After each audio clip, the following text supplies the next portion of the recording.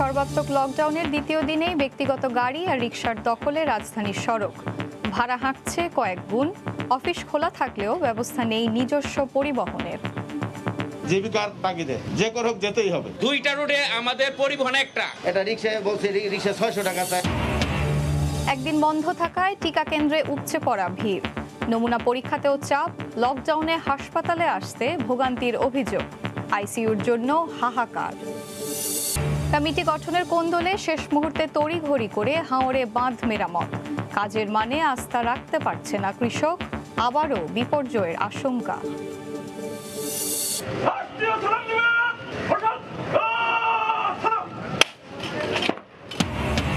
বীর মুক্তিযোদ্ধা ও সাবেক মন্ত্রী আব্দুল মতিন খসরুকে guard of honour. Supreme court প্রাঙ্গণে দ্বিতীয় জানাজা। বাদ আসর কুমিল্লায় দাফন।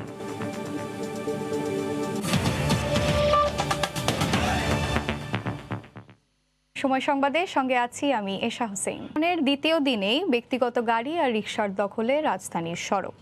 ভাড়া নেওয়া হচ্ছে কয়েক গুণ। বিধিনিষেধের আওতামুক্ত অফিস খোলা থাকলেও নিজস্ব পরিবহন ব্যবস্থা না দেখায় দুর্ভোগে পড়ছেন অনেকেই।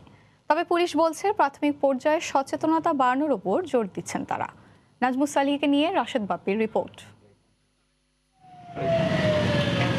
সময়ের ব্যবধান 24 ঘন্টা অর্থাৎ একদিন, আর এতেই যেন পাল্টে গেল দৃশ্যপট। লকডাউনের দ্বিতীয় দিনে রাজধানীতে প্রবেশ কিংবা বের হওয়ার পয়েন্টগুলোতে যেমন বেড়েছে গাড়ি, তেমনি আভ্যন্তরীণ মূল সড়কগুলোতেও প্রথম দিনের থেকে গাড়ির জটলা ছিল অনেক বেশি। এ তো গেল যান্ত্রিক বাহনের আধিক্যের বিষয়। এর বাইরে সড়ক জুড়ে মানুষের সংখ্যাও নেহাত কম নয়। রাজধানীর যাত্রাবাড়ির এই দৃশ্য দেখে বোঝার উপায় নেই লকডাউনের মূল উদ্দেশ্য জনগণকে ঘরে রাখা। এক্ষেত্রে সংকট বাড়িয়েছে লকডাউনের আওতামুক্ত গার্মেন্টস সহ গুরুত্বপূর্ণ কিছু অফিস খোলা থাকায়। প্রজ্ঞাপনে কর্মীর পরিবহনের দায়িত্ব প্রতিষ্ঠানকে পালনের কথা শক্তভাবে বলা থাকলেও মানেননি অনেকেই। ফলাফল তীব্র ভোগান্তি। আর এই সুযোগে রিকশা ভাড়াও বেড়েছে কয়েক গুণ। যাতায়াতে যেহেতু কোনো গাড়ি নেই, সেক্ষেত্রে একটা চরম দুর্ভোগে একটা রিকশাও যাইতেছে না। এটা রিকশায় বলছে রিকশা 600 টাকা চায়। পায়ে হেঁটে যে করে আমাকে পৌঁছাতে আমার জীবিকার তাগিদে, এই জন্য আমাকে যে করে হোক যেতেই হবে। অনেকক্ষণ দাঁড়িয়েছিলাম, কিন্তু এখন কোনো গাড়ি নেই। কথা ছিল তো আপনাদের প্রতিষ্ঠানে আপনাদেরকে পরিবহন সুবিধা দিবে। হ্যাঁ, ওরকম আসলে কথা এখনো ফাইনাল কিছু হয়নি। এদিকে শত কঠোরতার মাঝেও অনৈতিকতার আশ্রয় নিতে দেখা গেছে ডাক বিভাগের সরকারি এই স্টাফ বাসকে। সরকারি কর্মী পরিবহনের ফাঁকে ভাড়ায় সাধারণ যাত্রী পরিবহন করে বাসটি। দুইটা রোডে আমাদের পরিবহন একটা। আমাদের দুইটা রোডে পরিবহন দুইটা প্রয়োজন।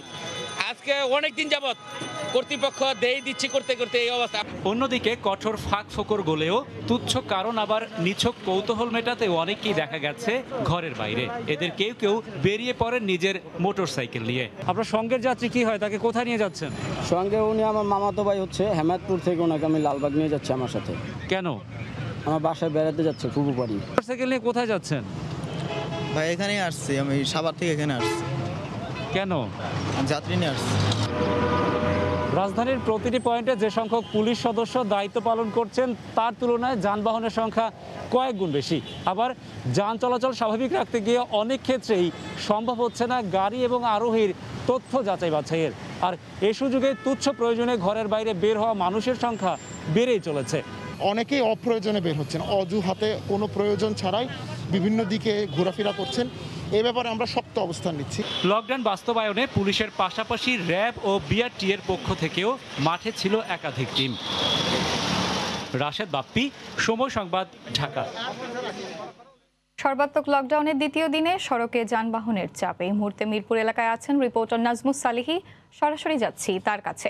সালিহি, আসলে দুপুর গড়িয়ে যাওয়ার পর এখন তো বিকেল 3টা, ঠিক এই মুহূর্তে যদি বলি মিরপুরে সকাল থেকে যে পরিমাণ যানবাহন ছিল তার চাইতে কয়েক গুণ বেশি যানবাহন আসলে বেড়েছে। এবং বেশ কিছু রাস্তা, বিশেষ করে কাঁচা বাজার এবং হচ্ছে যে সবজির দোকান এবং বেশ কিছু রাস্তা দখল করে বসে গেছে ফলের দোকান। আপনি দেখতেই পাচ্ছেন যে দুপুর গড়িয়ে যাওয়ার পর আসলে মানুষ ঘর থেকে কিন্তু বের হয়ে রাস্তায় চলে এসেছে। ইফতারি যে পণ্য, ফল থেকে শুরু করে ইফতারি যে আরও আনুষঙ্গিক যে বিষয়গুলো আছে সেগুলো কেনার জন্য মানুষ রাস্তায় চলে এসেছেন। অনেকেই রাস্তার উপর দাঁড়িয়ে আসলে কাঁচা বাজার, বিভিন্ন ধরনের ফল, তরমুজ, আপেল, এই সমস্ত ফলের দোকানও কিন্তু আসলে এখানে বসিয়েছে এবং এই সমস্ত দোকানে আপনি দেখছেন যে মানুষ কিন্তু হচ্ছে যে প্রচুর পরিমাণে আছে। সেক্ষেত্রে মানুষের অনেকাংশে মানুষের মুখে আসলে মাস্ক থাকলেও সামাজিক যে দূরত্ব মেনটেন করার কথা বলা হচ্ছে সেটি আসলে কোনোভাবেই এখানে ঠিক থাকছে না আসলে, বা মানা সম্ভব হচ্ছে না। সর্বাত্মক লকডাউনের একটি চিত্র মিরপুরের এই বাজারটিতে আমরা যেখানে আছি সে রাস্তা দখল করে আসলে বাজার হয়েছে এবং আপনি দেখতে পাচ্ছেন যে মানুষ কি পরিমাণ ঘর থেকে আসলে বেরিয়েছে। গণপরিবহন লকডাউনে চলছে না, কিন্তু বিভিন্ন ধরনের অফিস খোলা থাকার কারণে সে সমস্ত অফিসের যারা কর্মী এবং অফিসের যারা স্টাফ যারা রয়েছেন তারা আসলে অফিস করার জন্য রিকশায় এবং হচ্ছে যে ব্যক্তিগত গাড়ি অথবা হচ্ছে অন্য কোনো উপায়ে আসলে পাড়ি দিয়েছেন, যে কারণে রাজধানী জুড়ে দুপুরের পর থেকে আসলে প্রচুর পরিমাণে ব্যক্তিগত গাড়ি এবং রিকশার সংখ্যা বেড়ে গিয়েছে। পাশাপাশি হঠাৎ করে দুপুরের পর আসলে বাজারগুলো আসলে জমে উঠেছে। বলা যেতে পারে যেহেতু লকডাউন চলছে সুতরাং লকডাউনের কারণে গাড়ির চাপ যেহেতু কম, যেহেতু গাড়ি চলছে না, সুতরাং সেই ফাঁকা রাস্তায় আসলে ফলের দোকান বসে গেছে। আপনি দেখতে পাচ্ছেন যে মানুষ বিভিন্ন ধরনের যে ইফতারের যে এই ধরনের আইটেম আসলে মানুষের প্রয়োজনীয়, যেমন শসা, লেবু, তরমুজ অথবা হচ্ছে বিভিন্ন ধরনের ফল, এগুলো নিয়ে মানুষ হচ্ছে দোকান রাস্তার পরেই আসলে বসিয়েছেন, কেননা রাস্তাটা হচ্ছে অনেকটা ফাঁকা এবং এই রাস্তায় ক্রেতার কিন্তু অভাব নেই। ক্রেতা কিন্তু হচ্ছে প্রচুর পরিমাণে আছে। এর মানে হচ্ছে যে মানুষ ঘর থেকে কিন্তু সকালবেলা যে পরিমাণ বেরিয়েছিল দুপুরের পর আসলে তার চাইতে কয়েক গুণ বেশি মানুষ কিন্তু রাস্তায় বের হয়ে এসেছে এবং লকডাউনের যে সর্বাত্মক লকডাউন যেটা বলা হচ্ছে আসলে যে সে চিত্র সেটি কিন্তু হচ্ছে মিরপুরের এই বাজার, মিরপুরের এই জায়গাটিতে আসলে নেই। এখানে মানুষ ঘর থেকে বের হয়ে এসে রাস্তায় দখল করে গড়ে ওঠা বাজারগুলোতে হচ্ছে তারা কেনাকাটা শুরু করেছেন এবং প্রচুর পরিমাণে আসলে রিক্সা এবং হচ্ছে মোটরসাইকেল এবং ব্যক্তিগত গাড়ির চাপ আসলে বেড়ে গিয়েছে। মিরপুরের কোনো কোনো জায়গায় আসলে আমরা মৃদু যানজট আসলে লক্ষ্য করেছি। তো এই ছিল আমার কাছে মিরপুর এলাকা থেকে সর্বাত্মক লকডাউনের এই পরিস্থিতি। সর্বাত্মক লকডাউনের দ্বিতীয় দিনে সড়কে যানবাহন চলাচলের খবর জানাচ্ছিলেন সহকর্মী নাজমুস সালেহী। চলমান বিধিনিষেধের মধ্যে করোনার টিকা ও নমুনা পরীক্ষা কেন্দ্রে বেড়েছে চাপ, তবে লকডাউনের আগের তুলনায় হাসপাতালে রোগী ভর্তির সংখ্যা কমেছে, আর যারা সেবা নিতে এসেছেন পরিবহন সংকটে পড়ছেন ভোগান্তিতে।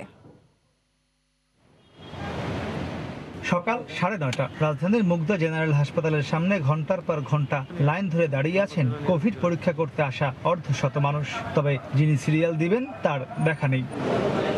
সরকারি বন্ধের পরদিন হওয়ায় এদিন রাজধানীর বেশিরভাগ কোভিড পরীক্ষা কেন্দ্রেই ভিড় ছিল বেশি, তবে এর চেয়েও উপচে পড়া ভিড় ছিল করোনার দ্বিতীয় ডোজের টিকাদান কেন্দ্রগুলোতে। মুগদা হাসপাতাল কিংবা কুর্মিটোলা হাসপাতাল সব জায়গাতেই দেখা গেছে টিকা নিতে আসা মানুষের চাপ অন্যান্য দিনের চেয়ে দ্বিগুণ। একটু সময় লাগলেও দ্বিতীয় ডোজ দিতে পেরে নিজেদের কিছুটা ঝুঁকিমুক্ত ভাবছেন তারা। করোনা হচ্ছে, মানুষ মারা যাচ্ছে, এটা বড় কথা নাকি আমি বলবো যে টিকা নিলে এটা হবে ওইটা হবে, ওইটা বড় কথা। প্রথম ডোজ দেরি করে হওয়াটা একটা কল্পনা ছিল মনের ভিতরে যে কি হবে কি হবে না, আমরা অনেক ফ্রেন্ড সার্কেল দিয়ে দিয়েছি, এই জন্য আমি দিয়ে দিয়েছি। আস্তে আস্তে সিরিয়াল দিলাম, হয়তো আমাদের 5-7-10 মিনিট দেরি হয়েছে। খুব সুন্দর সিস্টেম। মাঝখানে 14 তারিখের যে বন্ধটা ছিল এটার জন্য এই চাপটা বেশি পড়ছে, 2 দিনের একসাথে এসে নিচ্ছে। তবে অনেকেই অভিযোগ করে বলেন টিকা কিংবা করোনা টেস্ট করতে আসার সময় পথে পথে পুলিশের চেকপোস্টে তাদের হয়রানি হতে হয়েছে। রিক্সা কিন্তু পথে ধরছিল, ট্রাফিক বলছে টিকা দেওয়ার জন্য, তখন আর কোনো অসুবিধা হয়নি। কার্ড বের করে দেখাইলাম, বলে অটো রিক্সার তো পারমিশন নেই, আপনারা অন্য রিক্সা দিয়ে যান। ব্যবহার খারাপ করে নাই, বলছে যে ঠিক আছে আপনার এটার তো পারমিশন নাই, এই রিক্সাটাতে আপনারা যান। এদিকে লকডাউনের দ্বিতীয় দিনও রাজধানীর কোভিড বিশেষায়িত হাসপাতালগুলোতে রোগী ভর্তির সংখ্যা কিছুটা কম ছিল। রাজধানীর হাসপাতালগুলো ঘুরে দেখা যায় গত 10 দিন ধরে দেশে সরকারিভাবে সাধারণ মানুষের চলাচলে কিছুটা বিধি নিষেধ থাকায় এসব হাসপাতালে করোনা আক্রান্ত কিংবা মৃতের সংখ্যা গত সপ্তাহের তুলনায় স্থিতিশীল রয়েছে।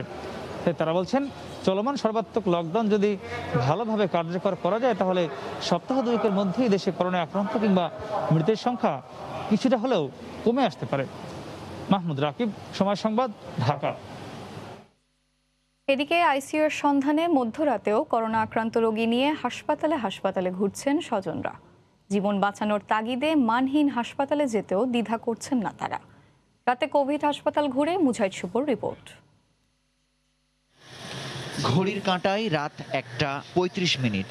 মুমূর্ষু স্বামীকে নিয়ে কুর্মিটোলা হাসপাতাল ছাড়ছেন স্ত্রী, সঙ্গে রয়েছেন মেয়ে। টানা 5 দিন ভর্তি থেকেও আইসিইউ ফাঁকা না হওয়ায় অবশেষে হাসপাতাল ছাড়তে বাধ্য হলেন তারা।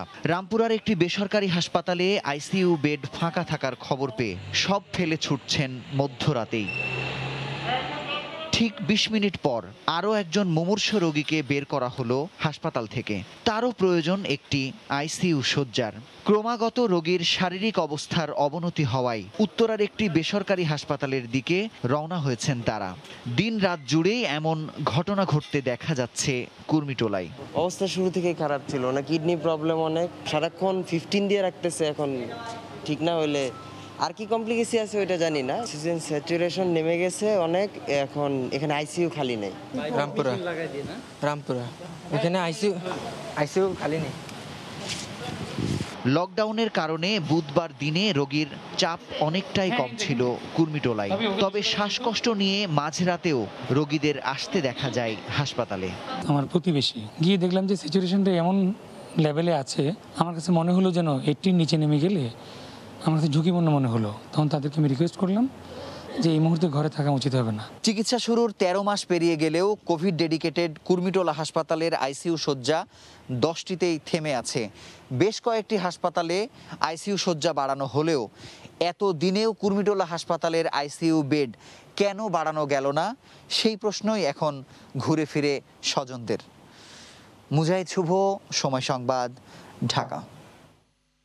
সময় সংবাদে আরও থাকছে, লকডাউনে খাদ্য সামগ্রী নিয়ে অসহায় মানুষের পাশে সিএমপি। 10,000 পরিবারকে দিচ্ছে 15 দিনে চাল ডাল সহ রমজানের নিত্যপণ্য। বাঁধ নির্মাণ ও মেরামতে বিলম্ব হওয়ায় আতঙ্কে রয়েছেন সুনামগঞ্জের হাওড়াঞ্চলের মানুষ। শেষ মুহূর্তে তড়িঘড়ি করে কাজ করায় বাঁধের স্থায়িত্ব ও কার্যকারিতা নিয়েও সন্দিহান কৃষক। পানি উন্নয়ন বোর্ড বলছে কোন্দলের কারণে নয়, হাওর থেকে পানি নামতে দেরি হওয়ায় এবার বাঁধ নির্মাণে বিলম্ব হয়েছে। অবস্থায় সরকারের তদারকি বাড়ানোর তাগিদ দিচ্ছেন বেসরকারি উন্নয়ন সংস্থার কর্মীরা। সুনামগঞ্জ ঘুরে এসে প্রিন্স আরিফিনের ক্যামেরায় বিস্তারিত জানাচ্ছেন সালাহুদ্দিন সুমন। জোড়া এই সবুজ ফসলের ক্ষেতকে ঘিরেই আবর্তিত হয় হাওরের কৃষকের স্বপ্ন। আর এই স্বপ্নকে টিকিয়ে রাখার রক্ষা কবচ বিবেচনা করা হয় এই ফসল রক্ষা বাঁধকে। প্রতি বছরই এই বাঁধ নির্মাণে বিভিন্ন অনিয়ম দুর্নীতির অভিযোগ ওঠে, এবারও এর ব্যতিক্রম নয়। অভিযোগ উঠেছে স্থানীয় বাঁধ নির্মাণ কমিটি গঠনে এবার বিলম্ব হওয়ায় এই বাঁধ তৈরির কাজও শুরু হয়েছে প্রায় 1 মাস দেরিতে। সুনামগঞ্জের হাওরে এবার ফসল রক্ষা বাঁধ নির্মাণ কাজ শেষ করার জন্য প্রথম দফায় সময় বেঁধে দেওয়া হয়েছিল 28 ফেব্রুয়ারি পর্যন্ত। কাজ শেষ না হওয়ায় সময় বাড়ানো হয় 15 মার্চ পর্যন্ত। তাতেও কাজের কোনো কুলকিনারা করতে পারে না বাঁধ নির্মাণে গঠিত কমিটিগুলো। মাটি ফেলার কাজ শেষে এ মাসের মাঝামাঝি এসে এখন বাঁধে ঘাস রোপণ সহ রক্ষণাবেক্ষণের কাজ শুরু হয়েছে। হাওরের কৃষকেরা বলছেন কমিটি গঠন নিয়ে রাজনৈতিক কোন্দলেই বিলম্বিত হয়েছে বাঁধ নির্মাণ ও মেরামত। জানুয়ারির 1 তারিখ কাজটা শুরু করার কথা, কিন্তু দেখা গেছে এটারে তারা এই দলীয়করণ নিয়ে কমিটি গঠন করতে যাইয়া আইসে আপনার 20 জানুয়ারি। কৃষকের শ্রমে ঘামে হাওরের বুক জুড়ে শোভা পাচ্ছে ধানের ক্ষেত, কিন্তু এই বাড়ন্ত ফসল ঘরে তোলা নিয়ে শঙ্কা রয়েছে কৃষকদের। শেষ মুহূর্তে তড়িঘড়ি করে তৈরি করা বাঁধ কতটা টেকসই হবে তা নিয়েও সংশয়ে তারা।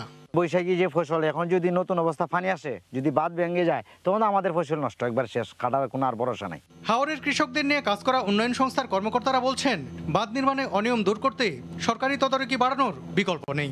কতগুলো প্রক্রিয়াগত দীর্ঘসূত্রিতার কারণে এই সরকারের আন্তরিকতা অনেক সময় যথাযথ ফলাফল এনে দিতে পারে না। বিলম্বে বাঁধ নির্মাণের বিষয়টি স্বীকার করে স্থানীয় পানি উন্নয়ন বোর্ডের এই কর্মকর্তা বলেন, হাওরের পানি নেমে যেতে দেরি হয়, যথাসময়ে কাজ শুরু করা যায়নি। পানি নেমে যা বিলম্বিত হয়, বাঁধের যে মেরামত কাজ সেটির জন্য যে মাটির প্রাপ্যতা সেটির জন্য অপেক্ষা করতে হয়। মূলত এই কারণেই কাজের বাস্তবায়নও বিলম্বিত হয়। সুনামগঞ্জের 11টি উপজেলার ছোট বড় 135টি হাওরের 2,23,300 হেক্টর জমিতে এবার 14 লাখ মেট্রিক টন ধান উৎপাদনের লক্ষ্যমাত্রা নির্ধারণ করা হয়েছে। আমদানি রফতানি বাণিজ্য গতিশীল রাখতে কঠোর লকডাউনের মাঝেও চালু রাখা হয়েছে চট্টগ্রাম বন্দর। রমজানের ভোগ্যপণ্যের পাশাপাশি চলছে মেগা প্রকল্পের যন্ত্রপাতি খালাসের কাজও। শাখাউত টিপুর ক্যামেরায় বিস্তারিত জানাচ্ছেন কমল দে। আমদানি রপ্তানিকৃত পণ্যবাহী কন্টেইনার একের পর এক ইয়ার্ডে সাজিয়ে রাখছে ক্রেনগুলো। ঢাকার আইসিডিতে পাঠানোর জন্য প্রস্তুত করা হচ্ছে কন্টেইনারবাহী ট্রেন। এর মাঝে চলছে লরিতে করে ইয়ার্ড থেকে কন্টেইনার ডিপোতে নেওয়ার তৎপরতাও। লকডাউনের মধ্যে আমরা দেখছি যে ডেলিভারি আমাদের স্বাভাবিক, ৩,৫০০ থেকে ৪,০০০ টিউএস কন্টেইনার আমাদের ডেলি ডেলিভারি যাচ্ছে। গত ২৪ ঘন্টায় চট্টগ্রাম বন্দর কর্তৃপক্ষ প্রায় ৮,০০০ টিউএস কন্টেইনার উঠানামা করেছে। পাশাপাশি গত দুদিনে ১০,০০০-এর বেশি কন্টেইনার ডেলিভারি দিয়েছে। তবে বন্দরের সাথে সাথে বেসরকারি ১৭টি আইসিডি সক্রিয় না হলে জাহাজ এবং কন্টেইনার জট সৃষ্টির শঙ্কা করছেন ব্যবসায়ীরা। বহির্নোঙরে অনেকগুলো জাহাজ ওয়েট করতেছে, যেহেতু ডিপোতে অনেকগুলা কন্টেইনার যদি এগুলো শিপ করা না হয় তাহলে জাহাজ জটের বিশাল একটা আশঙ্কা করছি। সরকারি এবং বেসরকারি অন্তত ২০টি সংস্থা সরাসরি জড়িত বন্দরের কর্মকাণ্ডের সাথে। এর মধ্যে শ্রমিক রয়েছে ৮ থেকে ১০,০০০। কর্মকর্তা কর্মচারী যারা ফিল্ড লেভেলে কাজ করে তাদের যাতায়াতে যদি বাধাগ্রস্ত হয় তাহলে কিন্তু আলটিমেট সেটির প্রভাব কিন্তু বন্দরের আমদানি রপ্তানির উপর পড়বে। চট্টগ্রাম বন্দর এবং বহির্নোঙরে বর্তমানে জাহাজ রয়েছে ৮৬টি। এর মধ্যে বহির্নোঙরে ৪৮টি এবং প্রধান জেটিতে 10টি জাহাজ থেকে পণ্য খালাস চলছে। একদিকে সর্বাত্মক লকডাউন, অন্যদিকে রমজান, আর এর মাঝে সচল রয়েছে চট্টগ্রাম বন্দরের সবগুলি ক্রেন। কারণ এই ক্রেন সচল থাকলে গতিশীল থাকে বাংলাদেশের অর্থনীতি। চট্টগ্রাম বন্দর থেকে কমল দে, সময় সংবাদ। দিনের চাল, ডাল, তেল এবং রমজানের নিত্য প্রয়োজনীয় পণ্য দেয়া হচ্ছে। শাখাব টিপুর ক্যামেরায় কমলদের আরও একটি রিপোর্ট। বন্দর রিপাবলিক ক্লাবের পুরো চত্বর জুড়ে নানা নিত্য পণ্যের বস্তা সাজানো। আবার সেই বস্তা খুলে ছোট ছোট ব্যাগে ঢুকানো হচ্ছে চাল, ডাল, পেঁয়াজ, তেল, আলু এবং লবণ। সাথে দেওয়া হচ্ছে ইফতার সামগ্রী, ছোলা, মশলা এবং হাত ধোয়ার সাবান। লকডাউনে বিপর্যস্ত অসহায় মানুষকে সহায়তা দিতে চট্টগ্রাম মেট্রোপলিটন পুলিশ বন্দর বিভাগের এই আয়োজন। ৫,০০০ পরিবারকে সহায়তা দেওয়া শুরু করছি। আর এই খাদ্যগুলো আমরা মূলত গভীর রাতে বাড়িতে গিয়ে, আমাদের কাছে যেহেতু তালিকা আছে এবং অ্যাড্রেস আছে, তাদেরকে বাড়িতে গিয়ে পৌঁছে দিব। করোনা সংক্রমণের শুরুতে গত বছর চট্টগ্রামের ৫০,০০০-এর বেশি পরিবারকে খাদ্য সহায়তা দিয়েছিল সিএমপি। এমনকি নানা সহযোগিতা দিয়ে মানবিক পুলিশের সুনামও পেয়েছিল। কিন্তু পরবর্তীতে ওসি প্রদীপ কাণ্ডে ইমেজ সংকটে পড়ে পুলিশ। তাই এই করোনা যুদ্ধে ইমেজ পুনরুদ্ধারের চেষ্টা। করোনাকালীন সময়ে আমরাই ফ্রন্ট লাইনে আছি, মানুষের সাথে আছি, রাস্তাঘাটে আছি। আমরা এই কাজটা আমাদের জন্য করা অনেক সহজ। মধ্যরাতে পুলিশের আরেকটি টিম অসহায় দুস্থ মানুষের বাসায় গিয়ে পৌঁছে দেবেন এসব খাদ্য সামগ্রী। পুলিশ কর্মকর্তারা বলছেন আরও অন্তত 15 দিন তারা নগরবাসীর দোরগোড়ায় পৌঁছে দিতে চান তাদের এই মানবিক সেবা। কমল দে, সময় সংবাদ। দেশের বাইরের খবর। কানাডায় বসবাসরত 90,000 বিদেশি শিক্ষার্থী এবং শ্রমিককে স্থায়ীভাবে বসবাসের অনুমতি দেওয়ার সিদ্ধান্ত হয়েছে। সাম্প্রতিক সময়ে দেশটির অর্থনৈতিক সমৃদ্ধি ধরে রাখতে বার্ষিক অভিবাসন লক্ষ্যমাত্রা পূরণের অংশ হিসেবে এমন সিদ্ধান্ত নেওয়া হয়েছে বলে জানিয়েছে কানাডার অভিবাসন অধিদপ্তর। অভিবাসীদের জন্য অন্যতম স্বপ্নের দেশ কানাডা। দেশটিতে এবছর 4 লাখেরও বেশি অভিবাসীকে স্থায়ীভাবে বসবাসের অনুমতি দেওয়ার লক্ষ্যমাত্রা নির্ধারণ করেছিল কানাডা সরকার। তবে বৈশ্বিক করোনা পরিস্থিতির কারণে সেটি আপাতত সম্ভব না হওয়ায় দেশটির অভ্যন্তরে অস্থায়ীভাবে বসবাসরতদের মধ্য থেকে নতুন করে 90,000 অভিবাসীকে স্থায়ীভাবে বসবাসের অনুমতি দেওয়ার পরিকল্পনা হাতে নিয়েছে সেদেশের সরকার। কানাডার অভিবাসন দফতরের বরাতে বার্তা সংস্থা রয়টার্স জানায়, সাম্প্রতিক সময়ে দেশটির অর্থনৈতিক সমৃদ্ধি ধরে রাখতে বার্ষিক অভিবাসন লক্ষ্যমাত্রা পূরণের অংশ হিসেবে নতুন করে 20,000 স্বাস্থ্যকর্মী, 40,000 বিদেশি শিক্ষার্থী এবং বিভিন্ন পেশায় নিয়োজিত 30,000 বিদেশি কর্মী পাবেন স্থায়ী অভিবাসনের সুযোগ। এবছর এরই মধ্যে 70,000 অভিবাসীকে স্থায়ীভাবে বসবাসের অনুমতি দিয়েছে কানাডা সরকার, যাদের মধ্যে প্রায় 75% বর্তমানে সেখানে বসবাস করছেন বলে জানা গেছে। এর আগে গেল বছর প্রায় 1,85,000 অভিবাসীকে স্থায়ীভাবে বসবাসের অনুমতি প্রদান করে দেশটির সরকার, যা ছিল 1998 সালের পর সবচেয়ে কম। অন্য কর্মকর্তাদের হোম কোয়ারেন্টাইন পর্ব শেষে আজ প্রথমবারের মতো দলীয় অনুশীলন করছে বাংলাদেশ জাতীয় ক্রিকেট দল। বাংলাদেশ সময় সকাল 10টায় টিম হোটেল থেকে 20 মিনিট দূরত্বে থাকা একটি মাঠে অনুশীলন সেরেছে টাইগাররা। নিকম্বোতে টিম বাংলাদেশ এখন আছে জেটিয়াং বিচ হোটেলে। 2 দিন সীমিত পরিসরের অনুশীলনের পর 17 ও 18 এপ্রিল নিজেদের মধ্যে 2 দিনের একটি প্রস্তুতি ম্যাচ খেলবে মুমিনুলরা। এই ম্যাচে সবার অবস্থা পর্যালোচনা করে ঘোষণা দেওয়া হবে টেস্ট সিরিজের মূল স্কোয়াড। পরে 19 ও 20 এপ্রিল থাকছে 2 দিন অনুশীলনের সুযোগ। অনুশীলন শেষে 21 এপ্রিল থেকে শুরু হবে মূল সিরিজের লড়াই। 29 এপ্রিল হবে দ্বিতীয় টেস্ট। 2টি টেস্ট হবে ক্যান্ডির পাল্লেকেলে আন্তর্জাতিক স্টেডিয়ামে। এই পর্যায়ে শীর্ষ সংবাদ জানিয়ে দিচ্ছি আরেকবার। সর্বাত্মক লকডাউনের দ্বিতীয় দিনেই ব্যক্তিগত গাড়ি আর রিকশার দখলে রাজধানীর সড়ক। ভাড়া হাঁকছে কয়েক গুণ। অফিস খোলা থাকলেও ব্যবস্থা নেই নিজস্ব পরিবহনের। জীবিকার তাগিদে যে করুক যেতেই হবে। 2টা রোডে আমাদের পরিবহন একটা। এটা রিকশা বলছে রিকশা 600 টাকা চায়। একদিন বন্ধ থাকায় টিকা কেন্দ্রে উপচে পড়া ভিড়। নমুনা পরীক্ষাতেও চাপ। লকডাউনে হাসপাতালে আসছে ভোগান্তির অভিযোগ।